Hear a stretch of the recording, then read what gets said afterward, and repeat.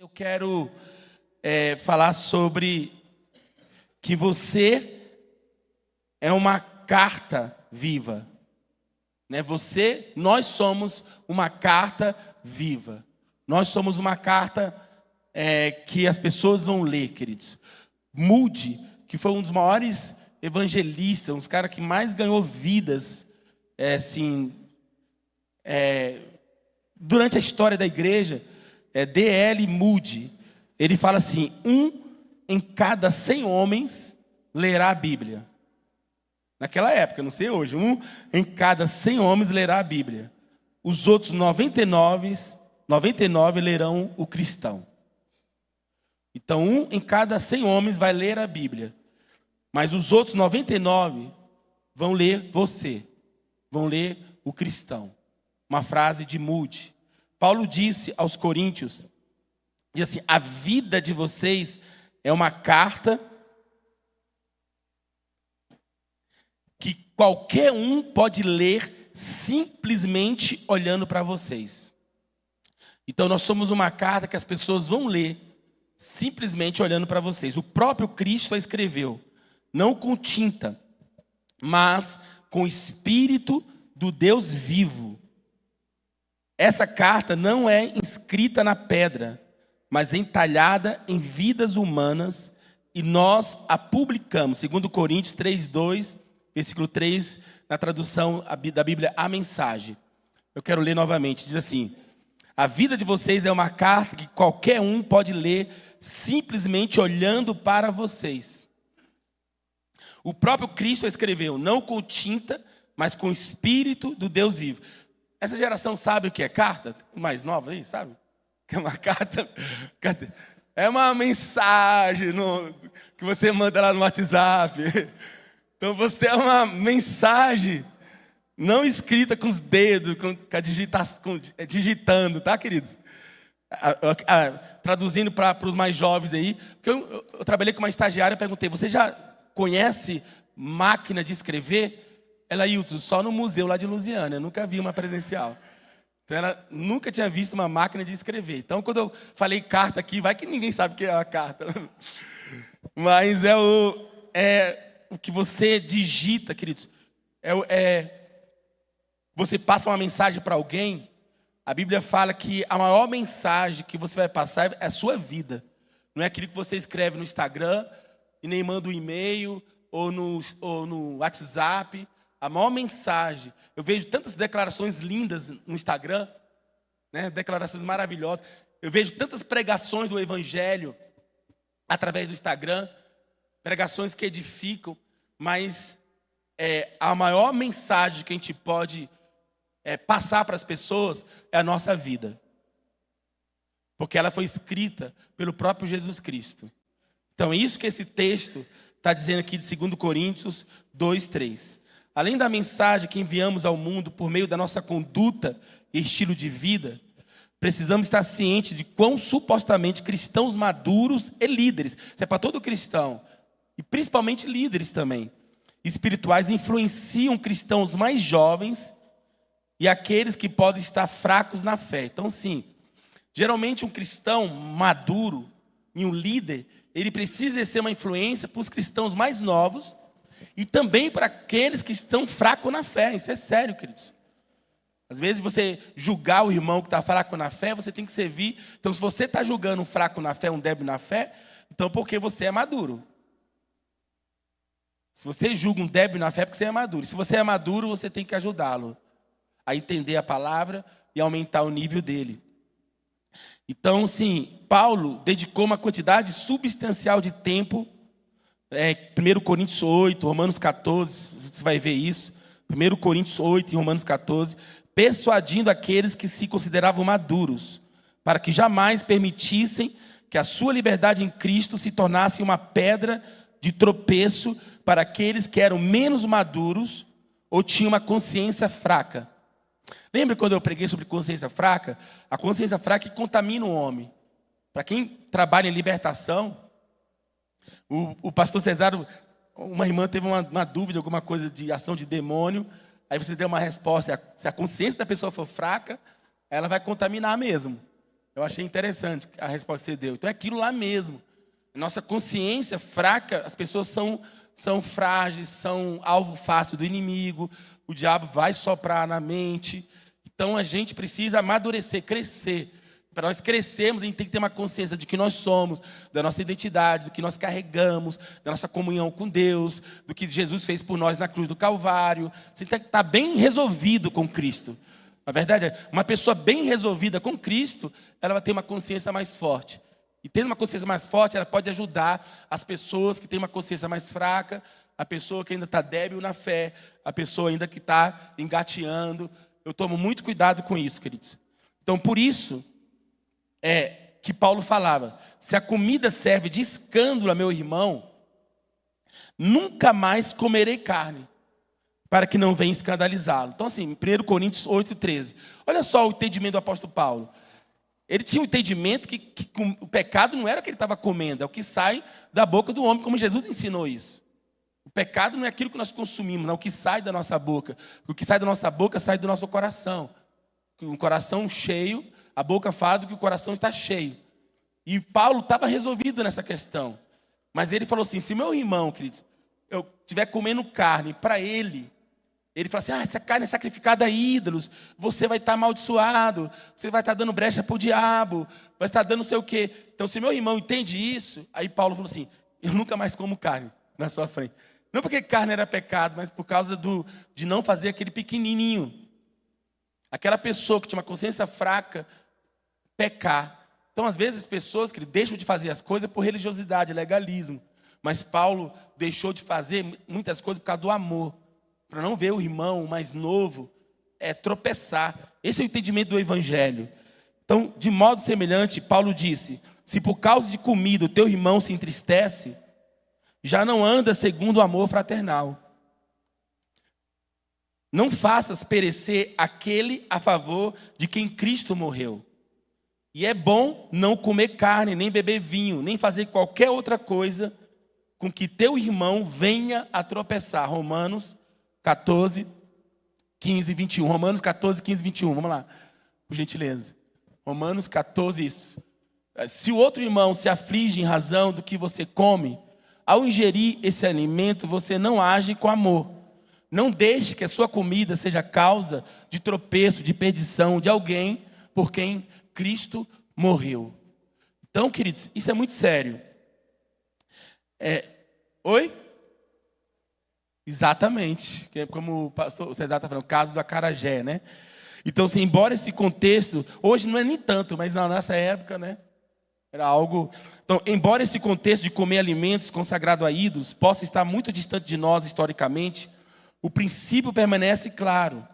Se alguma coisa que fazemos impede a fé de outros, precisamos evitar isso. Você entende, queridos? Eu lembro uma vez, esse irmão, ele é pastor hoje. E ele veio, novo convertido, veio do espiritismo, e ele veio para ser cuidado por mim. Eu era líder de jovem na época. E eu lembro que até hoje ele falou assim, Hilton, eu nunca esqueço a bronca que eu levei de você. Eu nunca esqueço, que ele já falou publicamente.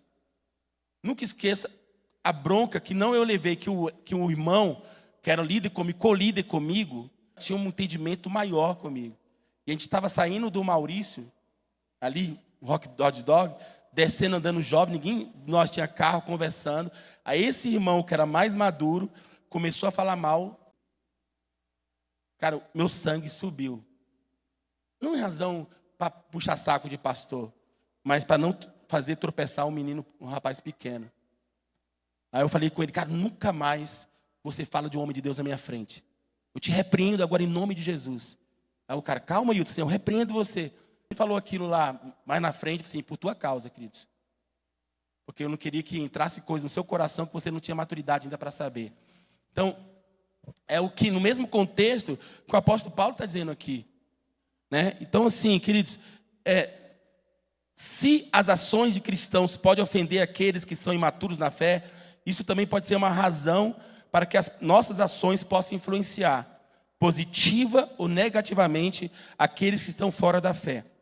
Se dentro da fé a pessoa é nova, as nossas ações influenciam, Imagine quem não conhece Jesus, queridos. Que a única Bíblia que eles vão ler somos nós. É a sua vida.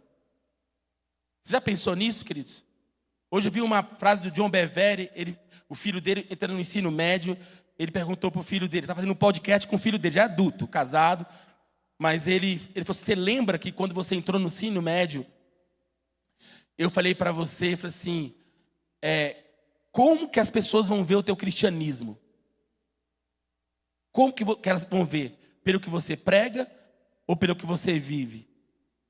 Aí ele falou assim, as pessoas, os seus colegas vão ver que você é um verdadeiro cristão pela sua conduta, pelo que você vive. Ele impregnou isso na vida do filho dele, adolescente.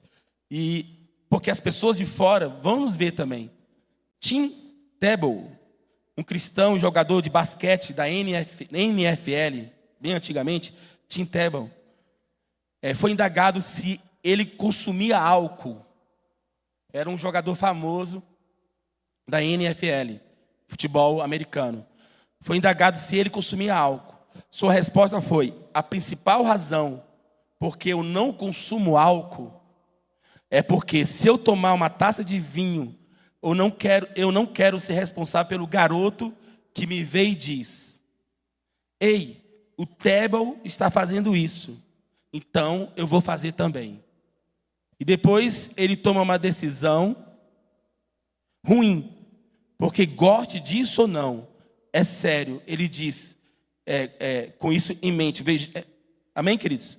Então assim, depois ele toma uma decisão ruim, porque as pessoas são influenciáveis. Então ele estava tomando essa postura por quê? Porque ele era um líder. Quando você for ver lá as indicações do diácono, do presbítero, você fala assim, o diácono seja dado a muito vinho, né? Já no presbítero, fala assim, o presbítero não seja dado a vinho algum. Já elimina totalmente. Por quê? São pessoas, são seres humanos, todo mundo é frágil, todo mundo está no mesmo barco. Então, por que a Bíblia coloca um líder, um presbítero, uma responsabilidade maior da sua conduta? Porque ele serve mais de influência para a vida de muitas pessoas. As pessoas vão conhecer Jesus através da vida dele, da atitude dele. Não apenas dentro da igreja, mas fora da igreja, onde Deus nos levar a passar. Então, com isso em mente, queridos, eu quero falar 3 verdades essenciais para o entendimento do nosso testemunho no mundo, uma vez que somos uma carta lida, escrita pelo próprio Cristo Jesus, para as pessoas lerem. É a única Bíblia que muita gente vai ler, queridos. É a sua vida. Isso é uma responsabilidade gigantesca. Primeira coisa que eu quero que você entenda. O mundo não julga líderes por verdades posicionais. Eu vou explicar isso aqui. O mundo não julga líderes por verdades posicionais. Um dos momentos mais alegres e libertadores na vida dos crentes é quando eles percebem o que Deus fez na vida dele e declarou sobre eles, por causa da obra redentora do Senhor Jesus Cristo. Deus declarou que todo cristão é um filho de Deus. Amém, queridos? Você sabe que você é um filho de Deus? Todo cristão sabe disso. Que você é uma nova criatura, que você é justiça de Deus. Eu prego muito sobre isso aqui. Que você é abençoado com toda sorte de bênçãos espirituais. Que você é amado. Que você está sentado nos lugares celestiais. Né? Essas verdades são maravilhosas para o crente. Mas para o incrédulo, ele não vai entender nada disso, queridos. E para ele não vai fazer diferença se você está sentado com Cristo, se você foi feito filho de Deus, se você já é abençoado com toda sorte de bênçãos espirituais. É importante você saber da sua posição em Cristo Jesus e da bênção que Deus já liberou sobre a sua vida. Agora, para um não cristão, ele não vai entender isso, queridos. Sentado com Cristo nas regiões celestiais, vai chegar para uma pessoa que não conhece a Cristo e falar assim, eu estou assentado com Cristo nas regiões celestiais. Ele vai olhar para você mesmo. Eu sou justiça de Deus. Justiça de Deus não vai nem entender o que você está falando. É importante você ter essa consciência. Mas o mundo não vai ver isso de você. Então o que o mundo vai enxergar, queridos? Vai enxergar o mundo, não pode enxergar a nossa posição em Cristo. Tudo que eles podem observar é o que nós praticamos. É o que nós praticamos. Eu repito, queridos. Às vezes as pessoas vêm com religiosidade para as pessoas, querem pregar um nível que as pessoas não entendem. O que as pessoas vão entender é a sua vida, a forma que você está vivendo. Isso você pode até definir um falso profeta, você que é cristão. O falso profeta não é definido por aquilo que ele está falando errado das Escrituras, mas por aquilo que ele está vivendo contrário às Escrituras. Outro dia eu provo isso para vocês na palavra, com base em Tito, com base em Pedro, com base na palavra, que o falso profeta, às vezes, fala assim, viu, o que a pessoa está ensinando é um falso profeta. Não, o falso profeta bíblico é aquele que vai pregar a palavra, porque senão ele não enganava ninguém. Aquele que vai conhecer a palavra, vai pregar a palavra, vai mostrar a palavra, a ponto de você não saber diferenciar se ele é um falso ou um verdadeiro profeta. Então, como que você vai diferenciar? Pela vida, pela conduta. O falso profeta é definido, é identificado pelos frutos, pela conduta, pela vida. A Bíblia nos fala sobre isso. Não é o tema de hoje, tá, queridos? Mas depois, um dia, eu falo sobre isso. Para você definir, distinguir um falso profeta, pela vida, pela conduta. Então, o que as pessoas vão ler, o mundo vai ver, não é pela sua posição que você está em Cristo. Glória a Deus por isso. Você precisa saber disso. Você precisa saber quem você é, onde Deus colocou você, onde você está sentado, se você tem vida eterna, você é salvo. Amém. Para você é importante. Agora, para o mundo, as pessoas vão ver o seu testemunho, a prática da sua vida, vão ler a sua vida, a sua conduta, a forma que você fala. Eu estava no hospital com o Gabriel, fui levar o Gabriel no médico, essa semana, e tinha um jovenzinho com a mãe, um jovem da idade do Gabriel, tinha 16, 17 anos. O menino sentou no banco, leu, foi chamar dele lá e falou para a pessoa lá, obrigado. Aí deu obrigado, foi grato, foi tão gentil. Aí o médico chamou ele e observando, ele saindo. Aí ele falou com as mocinhas que atendia, todo mundo olhou nos olhos. Obrigado pelo atendimento, tá, obrigado. Saiu sereno. Eu falei assim, cara, essa é a atitude de um cristão. Chegar num local que as pessoas assim, cara, esse menino é diferenciado. Aí quando vai conversar com ele, ele é um cristão. Então, as pessoas, eu estava lendo, ele não falou uma palavra, aquele menino, mas eu li a vida dele, pela conduta dele. Então as pessoas estão nos observando, estão lendo. O motivo de muita gente não estar na igreja não é porque é por causa de Cristo, muitas vezes por nossa causa. Por nossa causa, o motivo de pessoas não estarem decepcionadas com Jesus, com a palavra, com a igreja. Oi? A mamãe aqui está abençoada, hein? Oh, gente, ela está preocupada aqui. Glória a Deus. Obrigado, mãe. Valeu. Dá salva de palmas. Glória a Deus. Amém. Está preocupado de eu cair aqui, né? Não tem jeito, cara. Mãe, quando a Andréia falava assim, quando eu casei na lua de mel, primeira noite com a minha esposa lá, a gente ia viajar no dia seguinte. Aí 5h30, 6 horas, bate na porta lá do meu apartamento.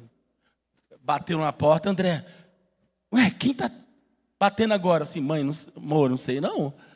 Não tenho ideia não, não deve ser algum jovem não é possível. À noite eles estão aqui na minha... Eu só andava com jovem à noite, né?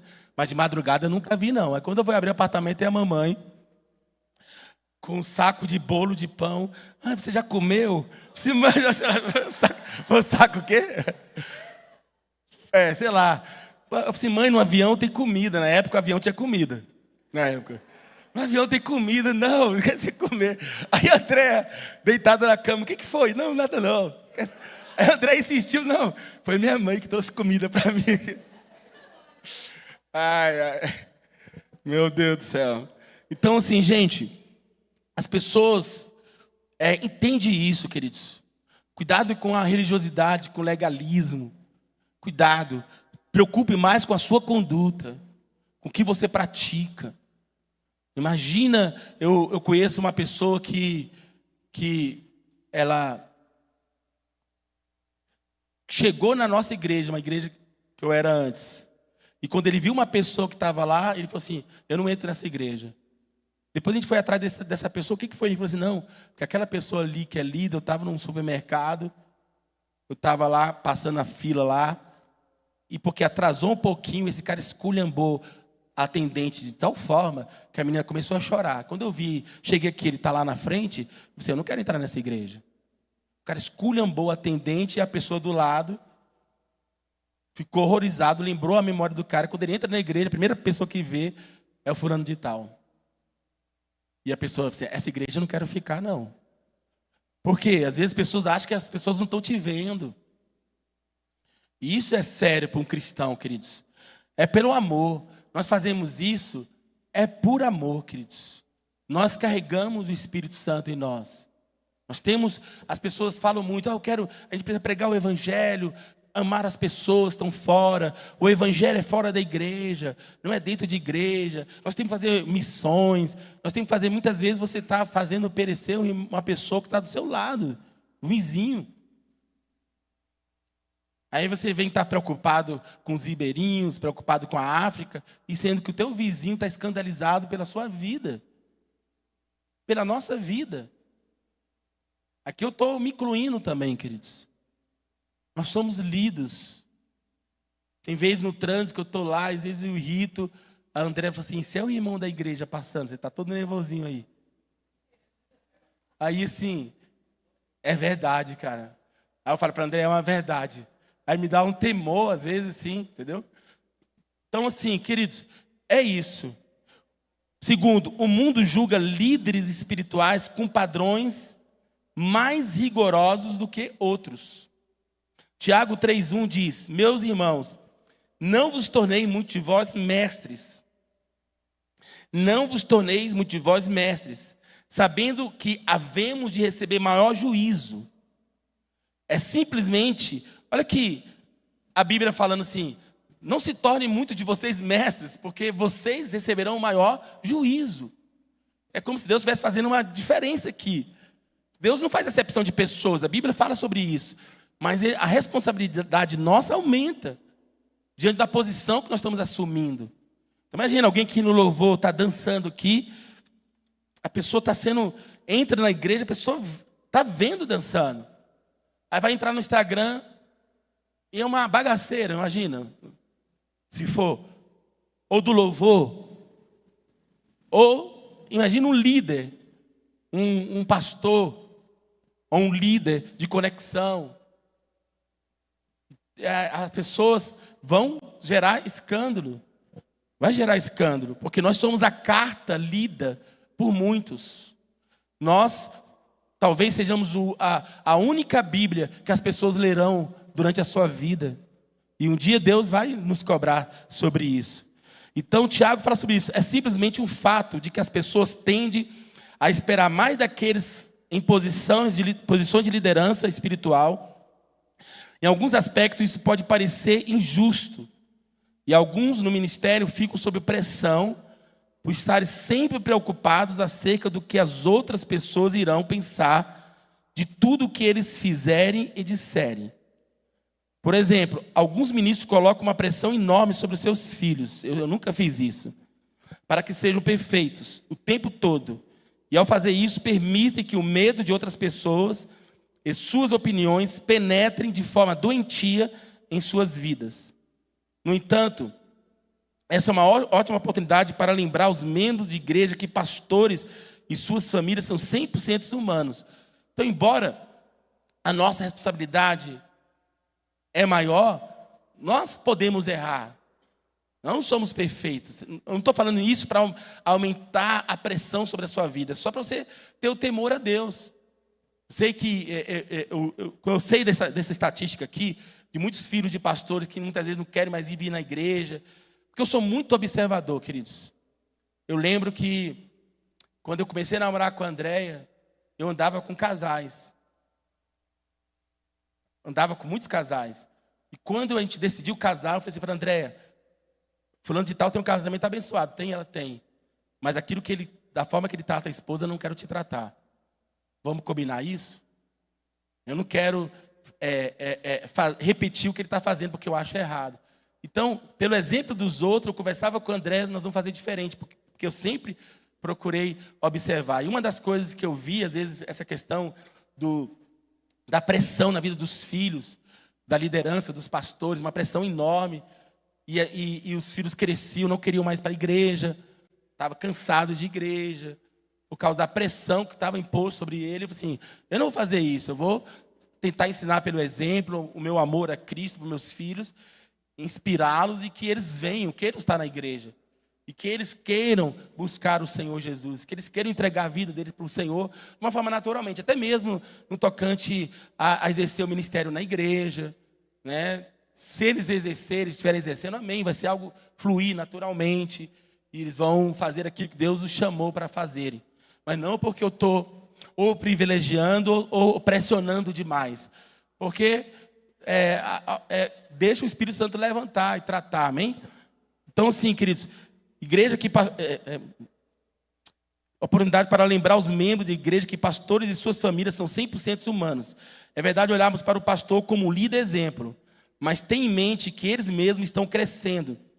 E sem dúvida, existem algumas áreas em que as suas imperfeições servem por líderes. Aparecem de tempos em tempos. Líderes espirituais irão encontrar pessoas muito mais compreensivas se elas têm sido compassivos com relação a outros quando eles falham. Não se comportando como uma atitude arrogante do tipo, sou mais santo do que você. Sem ser exageradamente depreciativo. Isso pode ajudar a igreja, se os seus pastores puderem, humilde e honestamente, reconhecer como o apóstolo Paulo, não que eu tenha já recebido ou tenha já obtido a perfeição, mas prossigo para conquistar para o que também fui conquistado por Cristo Jesus. Irmãos, quanto a mim, não julgo havê-lo alcançado, mas uma coisa faço, esquecendo-me das coisas que para trás ficam e avançando para as que estão diante de mim, uma coisa é alcançar. Amém, queridos? Deixa eu ver aqui, eu acho que eu perdi aqui. Glória a Deus. Então, queridos, nós temos que ser autêntico, né?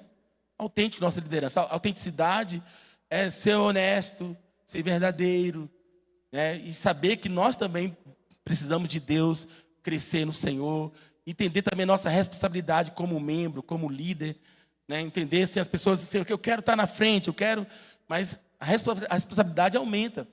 Dos pastores aqui na igreja eu cobro mais. A pastora Ruth está ali, sabe disso. Os pastores eu cobro mais. Os líderes também eu cobro. Porque tem que, às vezes, assim, porque o pastor está brigando lá, assim, cara, se a gente não puder ser autêntico com a nossa liderança, como que a gente vai caminhar em maturidade, em crescimento espiritual? Se eu um dia exceder, porque eu não sou dono de ninguém, ninguém aqui é pago para nada, todos nós somos voluntários para fazer a obra do Senhor. Então, por que a gente submete a isso? Por causa do entendimento que nós temos, que nós fazemos parte do corpo de Cristo, e nós precisamos uns dos outros, e nós submetemos uns aos outros, por humildade. O mundo jamais se submeteria a isso. Jamais. Uma pessoa que não conhece a Cristo, jamais ia submeter um líder ou alguém, se não estivesse ganhando dinheiro, se não estivesse sendo pago para aquilo ali. Jamais. Mas a igreja cristã não é como o mundo, queridos. Nós nos sujeitamos aos outros por humildade. Isso não quer dizer que a gente é menor do que quem está nos liderando. Nós precisamos prestar conta, sim, uns aos outros. Por humildade. Por entendimento que a gente tem acerca do corpo de Cristo. Então, se a gente quer ser lido lá fora, se a gente quer dar uma resposta lá fora, a gente precisa ser tratado nessas áreas, queridos. De humildade, de caráter, de conduta, de fé, de fidelidade, de honra, a gente da boca, do que nós falamos, do amor, no trato. A gente precisa ser tratado nisso, porque o treinamento é aqui dentro, a resposta é lá fora. Aqui dentro nós somos deixando Deus escrever em nós a nossa história. Lá fora as pessoas vão ler aquilo que está sendo escrito em nossas vidas aqui dentro. Então esse trabalho de santidade, esse trabalho de excelência é que vai levar à expansão do reino de Deus na terra. É o que vai fazer a gente alcançar os nossos familiares, a nossa parentela, nossos amigos, as pessoas que não conhecem a Jesus Cristo. Amém? Então, assim, em nome de Jesus, queridos, jamais deveríamos nos levantar tão a sério a ponto de sermos devastados pela crítica. George Whitefield é contemporâneo de John Wesley. Esses dois tomaram a Inglaterra, queridos. Foram pessoas assim poderosas na pregação do Evangelho. E George Whitefield escreveu uma carta de duras críticas. Ele respondeu: de coração eu lhe agradeço pela carta. Quanto ao que você e meus outros inimigos estão dizendo contra mim, sei de coisas muito piores a meu respeito que vocês jamais saberão. Com amor em Cristo, George Whitefield. Tendo dito tudo isso, aqueles em posição de liderança espiritual deveriam estar cientes de que as pessoas estão observando o seu exemplo. Se as suas vidas são genuínas e salutares, eles também deveriam reconhecer, como Tiago disse há aproximadamente 2 anos, que os mestres sofrerão um juízo maior do que os outros. Terceiro, querido, o mundo formará a sua opinião a respeito de Jesus, a Bíblia e a igreja, não tanto pela nossa pregação, mas pela nossa ética, conduta, moralidade e conduta. Ética, moralidade e conduta.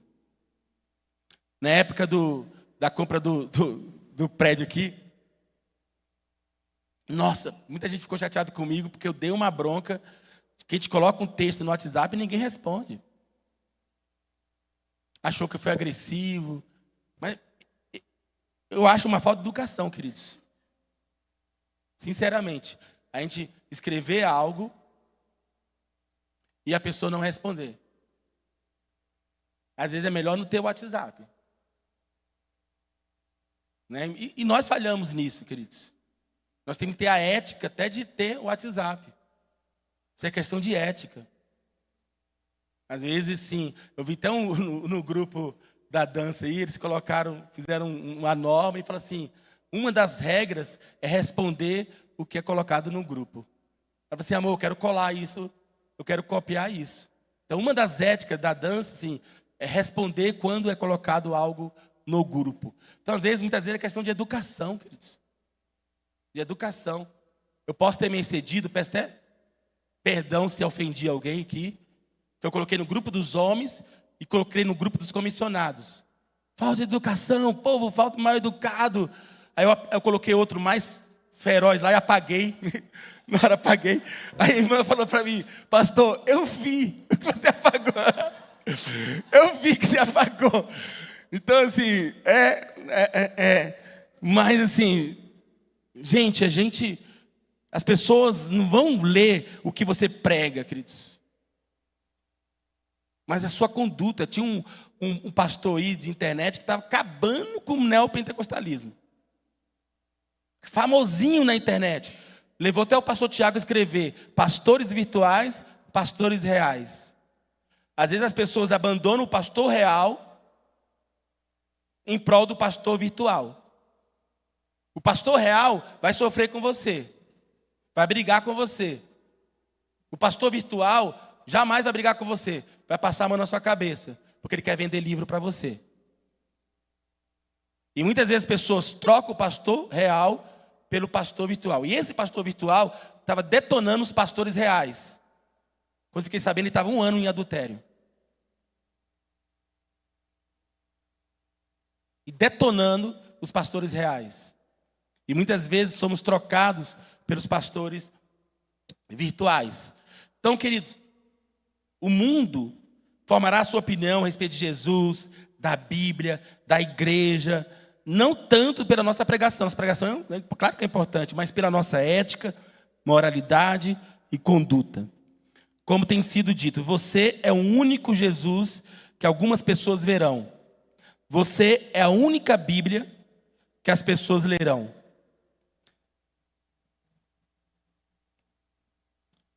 Tem um homem aqui, Ambedek é um alemão, 1891, morreu em 1956, nasceu em uma família intocável, no antigo sistema de castas, na Índia, indiano. A despeito da intensa discriminação que ele enfrentou, obteve um excelente grau de instrução e se tornou um influente líder na Índia, a ponto de servir como presidente do comitê da elaboração da Constituição indiana. Quando eu leio, ele falou assim, quando eu leio os evangelhos, Atos dos Apóstolos e certas passagens das epístolas de Paulo, sinto que eu e o meu povo devemos todos nos tornar cristãos. Acho que Gandhi também falou isso. Pois neles eu encontro um antídoto perfeito para o veneno que o hinduísmo tem injetado em nossas almas e uma dinâmica forte o suficiente para nos levantar da nossa atual posição de degradação. Mas quando olho para as igrejas produzidas por missões cristãs, nos distritos em torno de Bombaim, eu tenho um sentimento completamente diferente. Gandhi, quando eu fui estudar na Inglaterra, ele teve contato com o cristianismo também. Ele teve muito contato a ponto de muitas coisas dele ser influenciado pelo cristianismo, pela Bíblia. Mas quando ele foi viver no Ocidente, na Inglaterra, ele falou assim, é muito diferente. A conduta, o que a Bíblia fala, e a conduta deles é muito diferente. Eu vou continuar no hinduísmo. Porque, olha como que isso é sério, queridos. Então, assim, muitos membros da minha própria, ele fala, muitos membros da minha própria casta tornaram-se cristãos, e a maioria deles não recomenda o cristianismo para o restante de nós. Muitos foram para internatos e usufruem de altos privilégios. Nós imaginamos como produtos acabados dos seus esforços missionários. E que tipo de pessoas eles são? Egoístas e autocentrados. Você sabia que tem país da África que não quer ver nem falar de brasileiro? De missionário brasileiro? Que devastaram o país financeiramente. Angola, se não me engano, é um desses países. E missionários brasileiros foram lá e devastaram o país. O Marcos, está aqui o Marcos? Da Damiana? Tá não, né? Ele trouxe um missionário para eu conhecer, eu falei isso para ele. A conduta do missionário tem que ser uma conduta santa. Você não pode estar indo lá só para pregar o evangelho. Porque a sua conduta é o que as pessoas vão ler. Porque tem países, não era ele não, tá, queridos? Eu só estava conversando que ele pediu para conhecer, eu fui, falei isso para ele. Porque tem países na África que as pessoas não querem nem saber de missionário. Destruíram. É o caso desses hindu aqui também. Algo tão valoroso, o cristianismo, o que a Bíblia fala, o que a Bíblia ensina. E a gente, como cristão, estamos tão distante do que está escrito na palavra de Deus.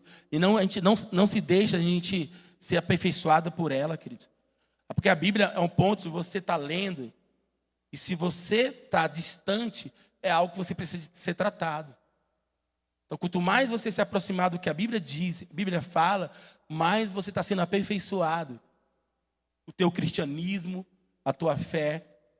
Né? Eu falei para o irmão que me procurou, eu quero ser o seu discípulo, sim, mas você precisa ressignificar o teu cristianismo.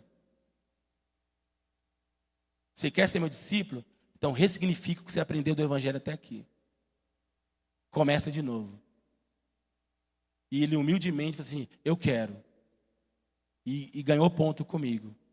Porque nem todo mundo está disposto a ouvir uma palavra dura dessa. Porque todo mundo quer, às vezes, competir comigo, sem mais, sem menos. Você tem que ressignificar a sua vida, seu cristianismo, a sua fé. Porque isso não é o evangelho que eu creio, que eu prego aqui na Igreja Cristã do Amor. Não é a vida que eu quero para você. E o que eu estou falando para você, eu falo para os meus filhos. Porque se os meus filhos, a opção deles, escolha deles, ter um evangelho daquilo que eu ensinei a eles. Eles precisam estar alinhados com a palavra de Deus. Amém, queridos? Então, as pessoas egoístas, autocentradas, afastaram, né, aquelas pessoas que poderiam se converter na Índia. Então, eles não se importam com o que acontece com seus antigos parceiros de casta, contanto que eles e suas famílias, ou eles, o seu pequeno grupo, que se tornou cristão, sigam em frente. Na verdade, o seu principal cuidado é ocultar o fato de que eles já pertenceram à mesma comunidade cristã. Eu não quero ser acrescentado ao número de tais cristãos, ele disse. Não sabia que Gandhi estava aqui. Gandhi também ele disse isso, amém, queridos? Então, amado, eu quero ler uma coisa para vocês aqui. Ensinamentos de Cristo, como descrito na Bíblia, Se as pessoas vivessem o que a Bíblia diz, toda a Índia já seria cristã hoje. Sabia? Porque a Índia foi colonizada pelos ingleses ali. Tiveram debaixo de uma cultura, de uma colonização inglesa há muitos anos. Se aqueles cristãos que foram ali, que estavam influenciando a cultura da Índia, fossem verdadeiros cristãos, hoje seria mais de 1 bilhão de cristãos. A Índia é um país, né, gigantesco. É o segundo país mais populoso do mundo. Imagina no Oriente Médio como um dia devastar. Mas muitos daqueles indianos não se tornaram cristãos por causa da conduta daqueles missionários que foram ali ensinar a palavra. Não precisamos estar debaixo de condenação acerca de observações que os outros fazem. Não é isso que eu estou dizendo, tá, queridos? Não quero colocar condenação do que as pessoas vão falar a teu respeito. Mas deveríamos estar desafiados. Eu estou aqui no sentido não para levar a condenação, mas para desafiar você a ser o tipo de carta que se expressa com clareza e torna conhecidas as maravilhas do nosso Deus e as virtudes do seu glorioso evangelho, e que assim seja, queridos. Então, assim, eu não falei essas coisas para falar assim, então, eu sou perfeito? Não, é como o apóstolo Paulo falou assim, nós não somos perfeitos. Nossos filhos não são perfeitos. Vocês não são perfeitos. Nem eu vou colocar isso sobre a costa de vocês, mas você precisa estar desafiado. Se você quer pregar o evangelho, você quer viver o evangelho, você quer ganhar vidas, você quer influenciar seu filho ao evangelho, o que ele vai aprender é a sua vida. O que ele vai ler, conhecer da Bíblia, conhecer da palavra, é a sua conduta. É as suas ações, é a prática. Então eu estou na expectativa de pregar o evangelho. A gente vai no trabalho, nosso trabalho, assim, é uma responsabilidade no trabalho. Eu não prego o evangelho lá no meu trabalho. Eu vim com a Bíblia aqui, vocês vão se converter, não. Porque eles não vão entender isso. O que eles vão ler acerca do cristianismo é a minha conduta. Como servidor, como chefe, como pai, como filho. O que os nossos filhos vão ler é a nossa conduta. É aquilo lá que a pessoa fala assim, meu filho nunca mexi com droga, porque está mexendo com droga? Muitas vezes viu você fumando em casa. Aquilo lá é uma droga, queridos. Então, às vezes, você acha que você não ensinou aquilo ali. Mas o que teu filho leu foi algo diferente que você acha que você ensinou. Porque ele viu a sua conduta. Nossos filhos vão nos ler, queridos. Eu nunca, na minha casa, falei mal de pastores, de liderança dentro da minha casa. Nunca permiti isso. E meus filhos nunca foram revoltados de estar indo à igreja. Nunca. E nunca permiti que algo externo, problema de igreja, aqui, o problema da igreja cristã do amor, entre na minha casa. Nós não podemos fazer isso, queridos. Uma vez, até o meu pai, assim, eu amo muito, não está aqui entre nós. Ele tomava muita cerveja. Ele gostava de tomar cerveja. E eu lembro que ele ficou 1 ano lá em casa, porque ele estava reformando a casa dele aqui no Riacho Fundo. Aí ele quis colocar na geladeira lá a cerveja. Eu falei assim, pai, nunca entrou uma cerveja aqui na minha casa. Eu vou com você lá no bar e você toma uma cerveja, eu tomo uma coca. Mas não faça isso comigo, eu te amo muito, tudo. Ele entendeu, não, filho. Eu te entendo. Então, assim, porque eu sei que isso é sério. Meus filhos eram crianças, estavam ali, eles não iam entender aquilo. E eu falei assim, e não era uma legalidade minha. Porque eu falei com ele, eu vou lá no bar com você, eu tomo uma coca do seu lado com o senhor. Eu pago, ainda pago a sua cerveja lá, eu tomo minha coca, mas eu vou estar do seu lado lá. Mas aqui na minha casa nunca entrou bebida. Então, sim, imagina palavrão. Imagina maledicência. Imagina, então, é o que nossos filhos vão ler, é o que as pessoas vão estar lendo lá fora. Tem um colega meu que ele, um diretor, era uma vara que eu era diretor substituto, e ele foi criado no espiritismo, ainda era. E ele falou assim, Hilton, se um dia eu for entrar numa igreja evangélica, eu vou lá aonde você é pastor. Eu não estava nem aqui, eu estava no núcleo da fé. Mas por quê? Pela sua conduta, ele falou. Pelo seu testemunho, pela sua conduta. Aí tinha outra também, que é espírita, agora é mais recente, eu estava lá na vara, quando eu fui lá para perto de São Sebastião, aí ela falou que ela ia escutando o que eu prego, escutando o que eu estava pregando. Mas por que você faz isso? Por causa do... Então as pessoas percebem, queridos. Eu lembro quando a gente começou o evangelho, a pregar o evangelho no tribunal, em 95, não existia culto no tribunal, existia missa, mas culto não existia. Eu fui um dos pioneiros no TJDFT a começar um culto. Por quê? Não sei. A gente vê a autenticidade no que você fala. O que ele estava vendo? A conduta. Aí até na época eu brinquei, é unção. Era unção. Mas não, que as pessoas estão vendo verdade em você. Estão vendo que você é verdadeiro naquilo que você prega, naquilo que você ensina. As pessoas estão atrás disso. Ele não quer saber se você é o maior teólogo do mundo, do Brasil. Isso é bom para você. Mas o que as pessoas vão ler mesmo é sua moral, sua conduta, sua ética. É o que você tem praticado. Então, queridos, nós somos igreja cristã do amor. Eu peço para você que é líder, avalie o seu coração, avalie a sua conduta. Não é porque você vai lidar com pessoas. Você não vai lidar com um cachorro, desculpa o vocabulário. Vai lidar com pessoas. Você que é membro, que é cristã, isso não é uma responsabilidade só da liderança. Cristão. Porque às vezes você acha que isso não tem nada a ver, e de repente você está colhendo coisas que você não imaginava que estava colhendo. Aí fala, por que está acontecendo essas coisas comigo? Pastor Hilton, por que está acontecendo essas coisas comigo? Eu estou na igreja todo domingo. Eu sou um excelente cônjuge, sou um excelente sei o quê. Por que está acontecendo com o meu filho? Mas muitas vezes a conduta está abrindo brechas, dando legalidade. A pessoa não percebe, queridos. Então, como eu falei, eu estou desafiando você. Eu me incluo nisso também. Nós estamos começando o ano. E nós temos uma responsabilidade como igreja. Eu falei para esse missionário que o Marcos trouxe. Vem mais aqui na igreja, que eu quero conhecer o caráter dele. Quem sabe a gente possa ser um que possa financiar o ministério dele na África. Eu estou aberto, queridos. Mas não estou aberto para financiar qualquer um. Mas pessoas que realmente vão levar o evangelho, que vão ser lido lá fora. Porque ele não sabe nem a língua. Está aprendendo a língua. Aí vão ver, querido, algo que sai dos nossos olhos, a forma que a gente toca, a forma que a gente age.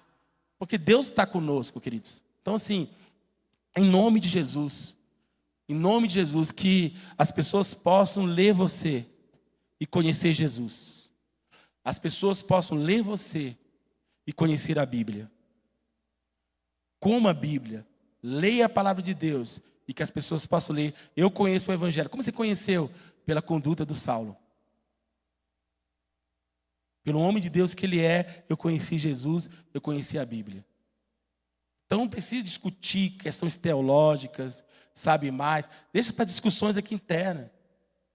Deixa para discussões sobre teologia aqui, entre nós. Vamos alinhar aqui entre nós.